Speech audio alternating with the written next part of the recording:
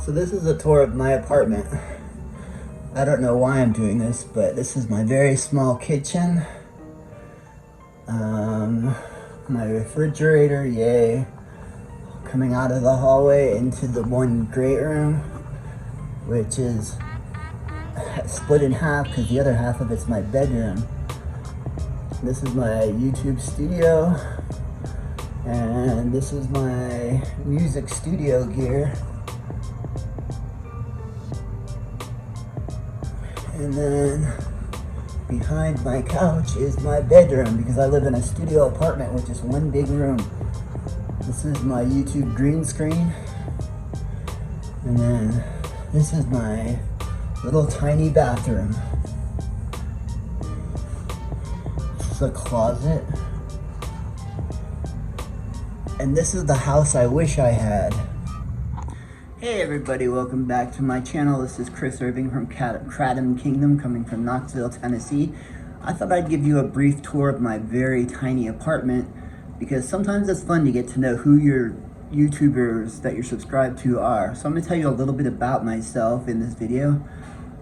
I was born in 1970, which makes me 52 this summer. And you can tell because of my gray beard coming in because I'm lazy and haven't shaved in a while. Anyway, I was married at 25, which was 1995, and it was supposed to be forever or for worse, for sicker and poorer. Then in 2003, well, let me jump back again. In 1999, I joined a band called Red Roses for a Blue Lady, and we got signed to Eulogy Records out of Miami, Florida. We were based in Gainesville, Florida, where I was going to University of Florida. And that band did very successful. My wife at the time just said, it's either me or the band. So, and I made the wrong decision, and I chose her. So we moved to Asheville, North Carolina, which I loved. But I got sick there and I had a massive stroke. So I went to the rural hospital that was there, who didn't do MRIs on Sunday, so they couldn't tell that I was suffering a massive stroke. I had a blood clot right here. Carotid artery comes up your neck and it makes a right turn in your brain going to the back. And because it was right at that right turn, my scar in my brain was about the size of my thumb, which was enough to paralyze my entire left side and caused me to be cognitively deficient. Well, anyway, it's my memory that's deficient, and it caused a whole bunch of psychiatric disorders such as ADHD, I can't focus, bipolar disorder, level 2, a generalized anxiety disorder, and clinical depression. Because of Kratom, I have been able to get rid of my anxiety disorder and my depression. So I no longer take medication for those two things, but I do have to take a blood thinner for the rest of my life because I had a stroke because I have a blood dyscrasia. It has nothing to do with drugs or alcohol or any kind of fun living, even though I was in a band. I was a vegan, I was straight edge, which meant I didn't do drugs or any drugs or any alcohol. You didn't even eat meat, I was vegan. So my diet and lifestyle wasn't the cause of my stroke. Since I moved, then in 2020, my wife of about 20 years decided she didn't want to be married to somebody who was sick anymore or who was disabled. So she bailed.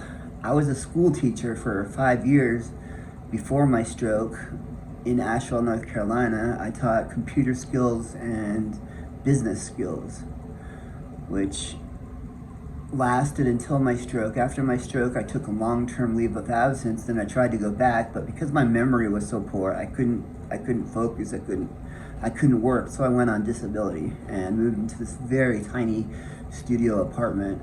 But I love it. It's my little nirvana. I mean, I can hang out here and make videos and edit on my computer. And I don't have any friends in Knoxville. All my friends are all around the country and all around the world. Because that's what happens when you're in a band. When you're in a band and you can't play an instrument anymore because my left hand doesn't work anymore, I am useless to people. I mean, I can't play bass in a band anymore, so what good am I? So I've been living the last 10 years in Knoxville without a single friend, which is why I turned to YouTube, because I feel like the 167 subscribers are all my friends.